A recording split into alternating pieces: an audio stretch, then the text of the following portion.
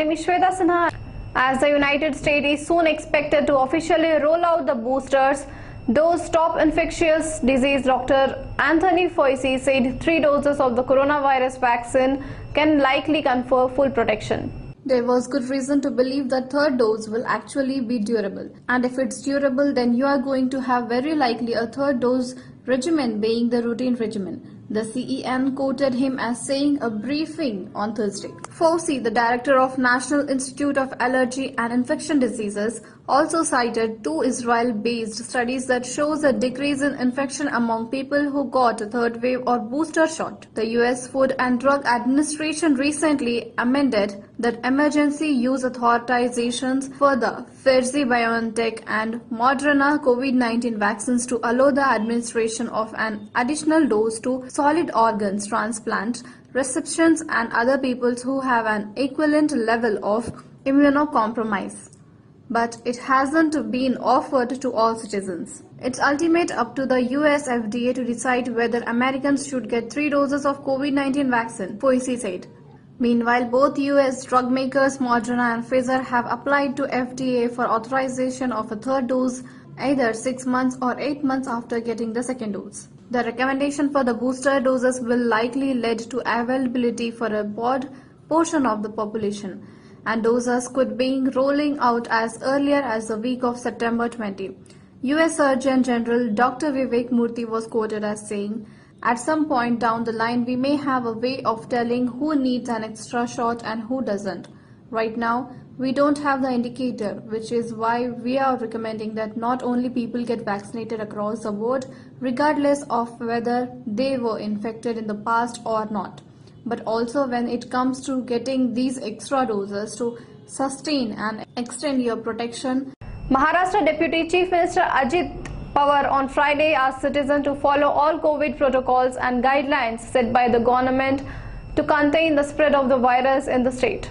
Expressing concern over people letting their guard down against COVID-19 in rural areas, Pawar urged citizens not to put the state government in a position where it has to shut everything in the event of third wave of the COVID pandemic. Unfortunately, in rural areas, some people are becoming lax. They are not scared of coronavirus, they don't use masks, they don't follow physical distancing, and they have assumed that everything is over. This has led to rise in infection, Pawar said. Pawar said that center has already cautioned all states, citing that Kerala and Maharashtra have been reporting the highest number of cases.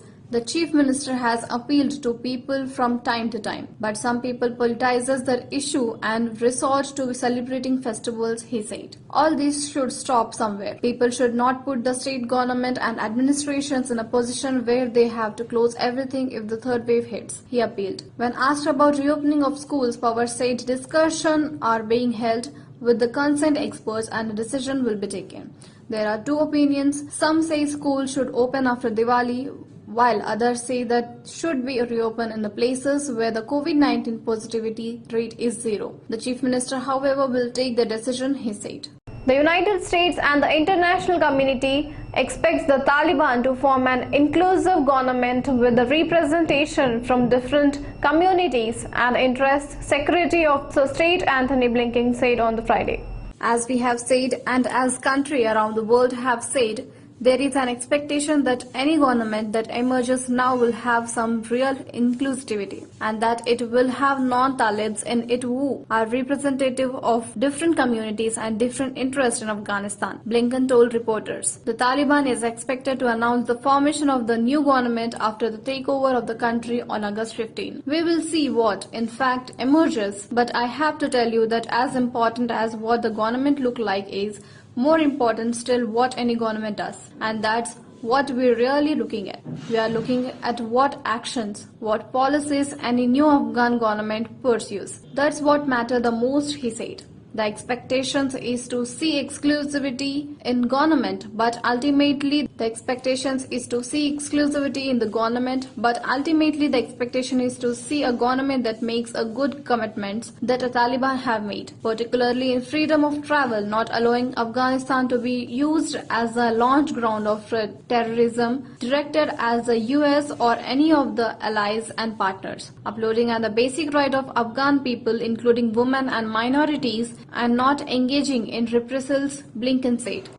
A two-day conference of formation commanders of the Southern Command was held on Thursday and Friday in Pune to review the prevalent security situation along the border regions to deliberate on the process of theaterization. The Southern Command of the Indian Army tweeted on Friday morning, Southern Command Formation Commanders Conference is being held from 2 to 3rd September 2021 at Pune to review the prevalence, security and operational situation along our borders. The conference was attended by the commanders of the various corps and division formations within the Southern Commands and was chaired by Southern America commanders led Gen J.S. Nain, officials from the key naval and IAF formations from the area of responsibility of the Southern Command also attended the conference. The Pune headquartered Southern Command comprises 2 corps with their headquarters located at Jodhpur and Bhopal.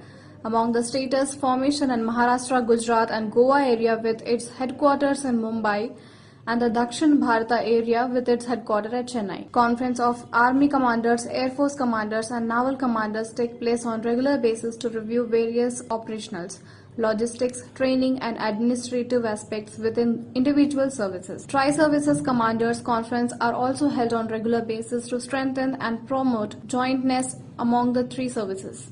Alampur in Jogulamba, Gadwal district, Telangana is dotted with many ancient temples of the earlier Chalukya period.